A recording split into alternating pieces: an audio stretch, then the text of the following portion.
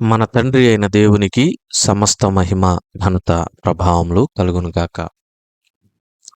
మన ప్రభువును రక్షకుడునైన యేసుక్రీస్తు వారి అతి పరిశుద్ధమైన నామంలో ప్రియమైన దేవుని బిడ్డలందరికీ హృదయపూర్వకమైన ప్రేమ వందనములు తెలియజేసుకుంటున్నాను.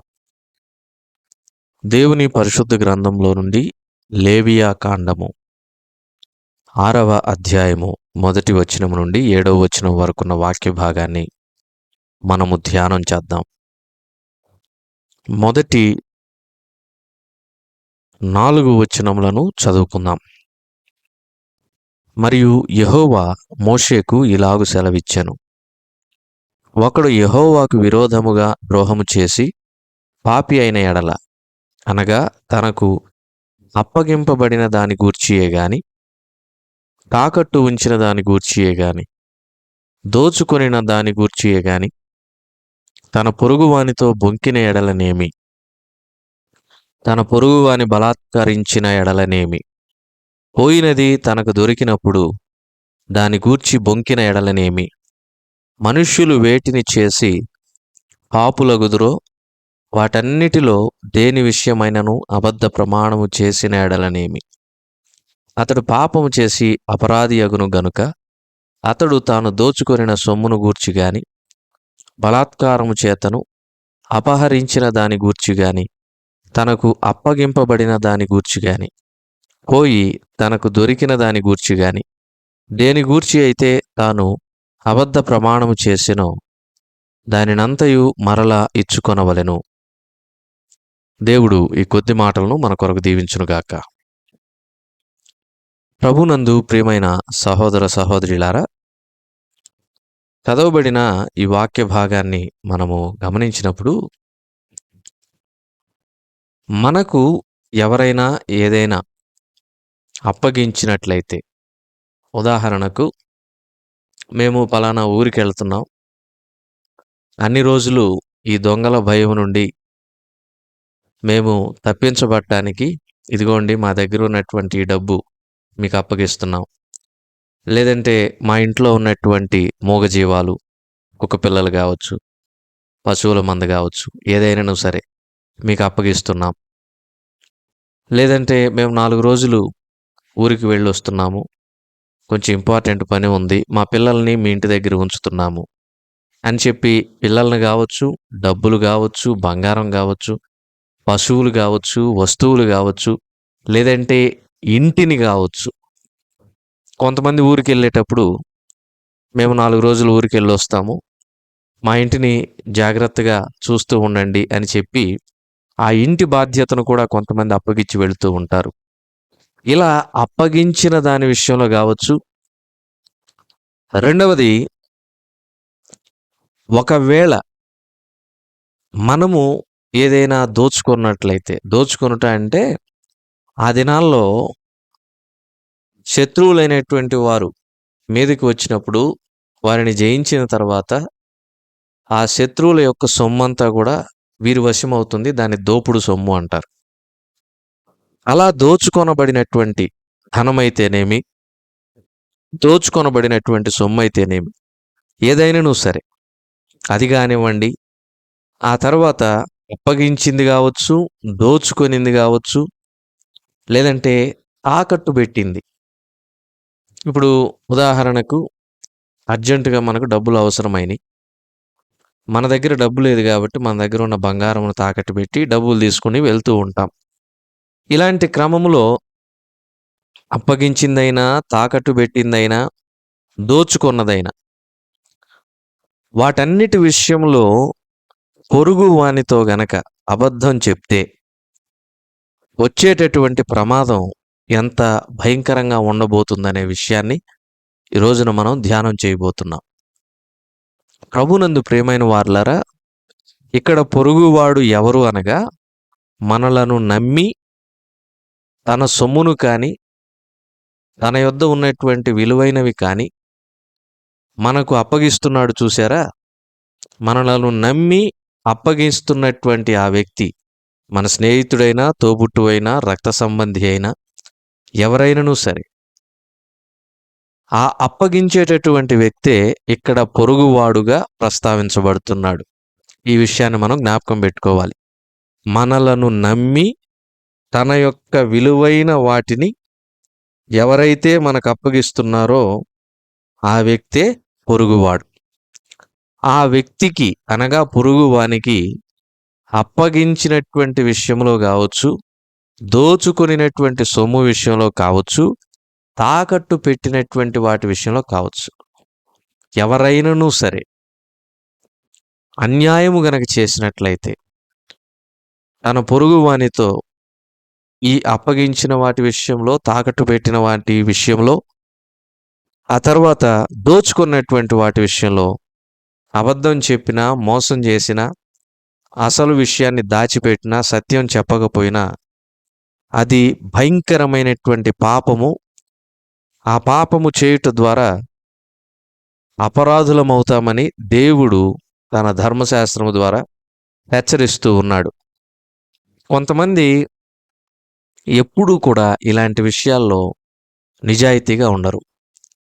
ప్రభునందు ప్రియమైన వారలారా, ఒక వస్తువు అప్పగించి నేను ఊరికెళ్ళి వస్తాను, దాన్ని జాగ్రత్తగా చూడండి అని చెప్పినా, పిల్లల్ని అప్పగించి ఊరికెళ్ళి వస్తాను జాగ్రత్తగా చూడండి అని చెప్పినా నిజాయితీగా ఉండేవాళ్ళు చాలా తక్కువ మంది. కొంతమంది ఊరికెళ్ళేటప్పుడు తమ పొరుగువాని ఇంట్లో పిల్లల్ని ఉంచేసి వెళ్తారు, చిన్నపిల్లల్ని. ఆ పొరుగువాని ఇంట్లో కూడా పిల్లలు ఉంటారు. ఈ పిల్లల్ని వాళ్ళ పిల్లల్లాగా చూడరు. అందుకని చాలామంది తల్లిదండ్రులు 100కి 99 మంది ఎప్పుడూ కూడా వెంట పిల్లల్ని తీసుకొని వెళ్తారు. బంధువులు, రక్త సంబంధీకులే తమ యొక్క రక్త సంబంధీకుల పిల్లల్ని సరిగా చూడరు. మరి దేవుడు నీకు అప్పగించింది ఏదైతే ఉందో, అది పరిచర్య కావచ్చు, సువార్త కావచ్చు, సేవ కావచ్చు, ఏదైనా సరే, ఆత్మల భారం కావచ్చు, సంఘం కావచ్చు, దాని విషయంలో నువ్వు ఏ మేరకు నిజాయితీగా, నమ్మకముగా ఉంటున్నావు అనేది ప్రశ్న.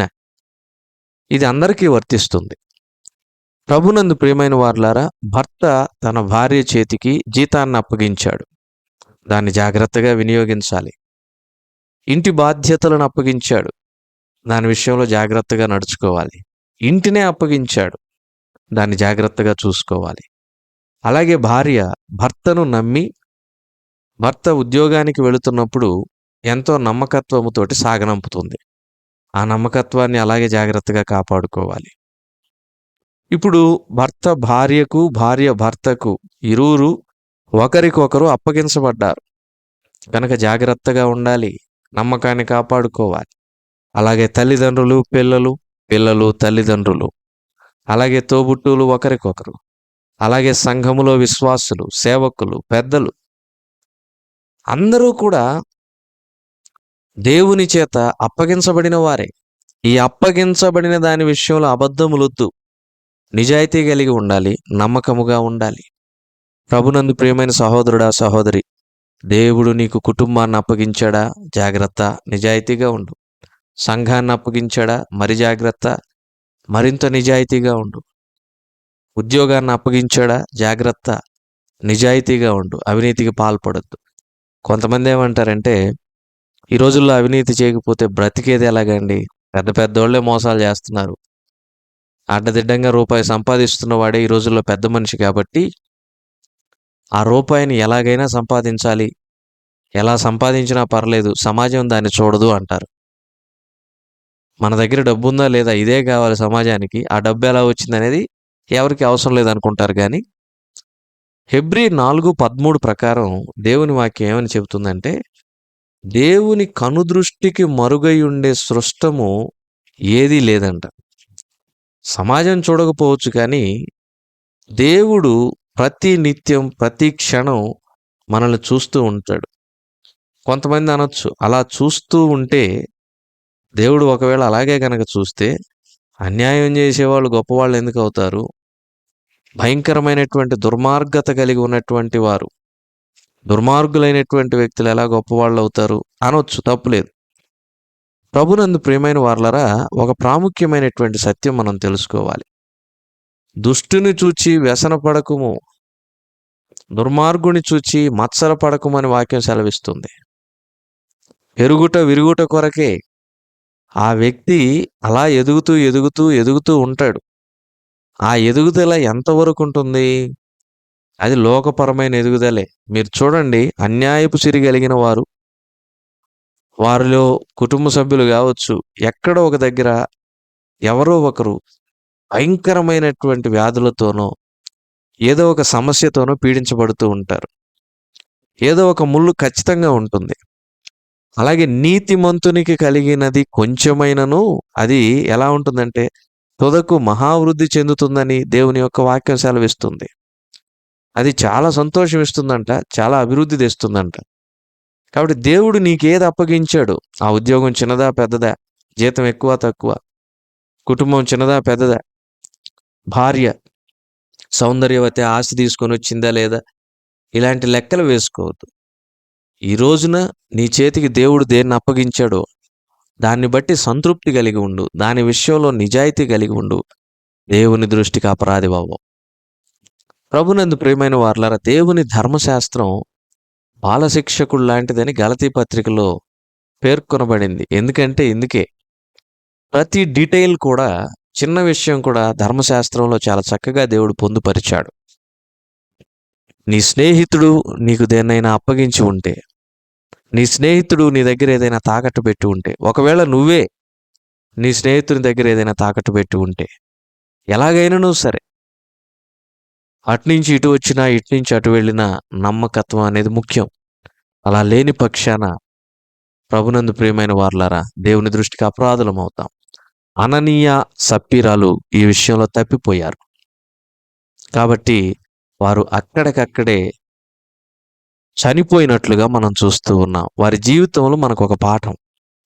కాబట్టి ప్రభునందు ప్రియమైన సహోదర సహోదరులారా, లేవియా కాండంలో పేర్కొనబడినటువంటి సత్యమును మనం గ్రహిద్దాం.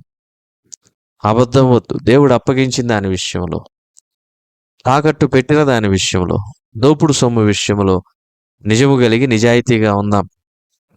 ఆశకు పోయి, దురాశకు పోయి, అత్యాశకు పోయి భయంకరమైనటువంటి కీడును ఆకాను కొని తెచ్చుకోకుండా జాగ్రత్త పడదాం. అయితే ఈ విషయంలో అపరాధి అయినటువంటి వ్యక్తి ఏం చేయాలో తెలుసా? ఒక పొట్టేలును యాజకునికి ఇవ్వాలి. ఆ నిర్దోషమైన పొట్టేలును యాజకుడు బలిగా అర్పించినప్పుడు ఈ అప్పగించబడిన దాని విషయంలో, తాకట్టు పెట్టిన దాని విషయంలో, దోపుడు సొమ్ము విషయంలో అపరాధి అయినటువంటి వ్యక్తి యాజకుడు అర్పించిన ఆ ప్రాయశ్చిత్తార్థమైనటువంటి బలి ద్వారా శుద్ధుడవుతాడు. మరలా తిరిగి దేవునితో సమాధాన స్థితిని పొందుకుంటాడు. ఇప్పుడు మనకు అప్పగించిన దాని విషయంలో, తాకట్టు విషయంలో, దోపుడు సొమ్ము విషయంలో ఎంత నిజాయితీగా ఉంటున్నాం ఆలోచన చేద్దాం. అబద్ధికులంగా ఉంటున్నామా? యథార్థత కలిగిన వారంగా ఉంటున్నామా? దేవుడు నీకు దేన్ని అప్పగిస్తే దాని విషయంలో నమ్మకంగా ఉండు. నీ స్నేహితుడు తన వాహనాన్ని అప్పగించిన, తన బండిని అప్పగించిన, తన వస్తువును అప్పగించిన, తన పశువులను అప్పగించిన నమ్మకముగా ఉండు. నీ పొరుగువాడు వాని యొక్క పిల్లలను అప్పగించిన, బంగారం అప్పగించిన, ఇంటిని జాగ్రత్తగా చూసుకోనమని ఒక బాధ్యత అప్పగించిన నిజాయితీగా ఉండు. దేవుని దృష్టికి అపరాధి కావద్దు. అపరాధి అయితే ఆ దినాల్లో పొట్టేలు అర్పించాలి. మరి ఈ దినాల్లో ఏ బలి లేకుండా ప్రభు అన్ని బలులు అర్పించేశాడు. ఇక మిగిలింది ఏంటో తెలుసా? దేవునికి లెక్క చెప్పటం. కాబట్టి జాగ్రత్త సుమ. జీవము కలిగిన దేవుని చేతిలో పడుట భయంకరమని హెబ్రీ 10:31 దేవుని వాక్యం సెలవిస్తుంది. ఆ ప్రకారంగా దేవుని చేతిలో పడక దేవుడు మనకు అప్పగించిన దాన్ని జాగ్రత్తగా కాపాడుకుందాం. దేవుడి కొద్ది మాటలు మన కొరకు దీవించుగాక. ప్రార్థన చేసుకుందాం. కృప కలిగిన మా ప్రభువా, మీ ఘననామమునకు స్తోత్రములు చెల్లిస్తున్నాం. విత్తబడిన వాక్యమును నీరు కట్టి ఫలింపచేసి మా ప్రియులను ఆశీర్వదించి ఈ దినమంతటి కొరకు మమ్మను సిద్ధపరచమని మా రక్షకుడైన యేసుక్రీస్తు వారి పరిశుద్ధమైన నామములో ప్రార్థించి అడిగి వేడుకొంచున్నాము తండ్రి. ఆమెన్.